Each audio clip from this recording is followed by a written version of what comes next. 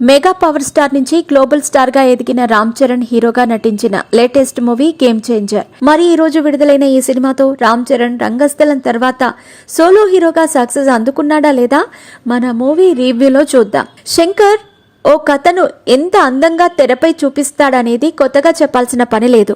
Gentlemen నుంచి అది కనిపిస్తూనే ఉంది.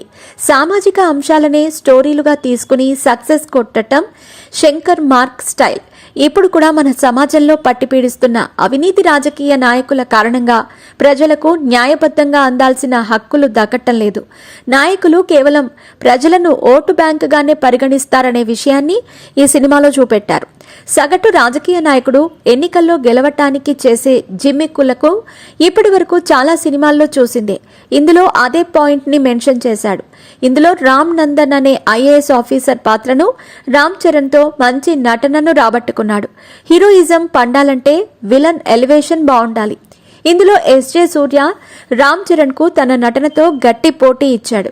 తన విలనిజంతో హీరోయిజం పండేలా ఇద్దరి నుంచి శంకర్ మంచి నటన రాబట్టుకున్నాడు. మరోవైపు రాజకీయ నాయకులు ఇచ్చే ఉచితాల వల్ల ప్రజలు ఎలా మోసపోతున్నారన్న విషయాన్ని ఇందులో ప్రస్తావించారు. ముఖ్యంగా తమిళనాడు, కర్ణాటక, తెలుగు రాష్ట్రాల్లో ప్రస్తుతం మెజారిటీ రాష్ట్రాల్లో ఈ ఉచిత తాయిలాలు ఎక్కువైపోయాయి. వీటిపై తనదైన శైలిలో సునిశిత విమర్శలు చేశాడు.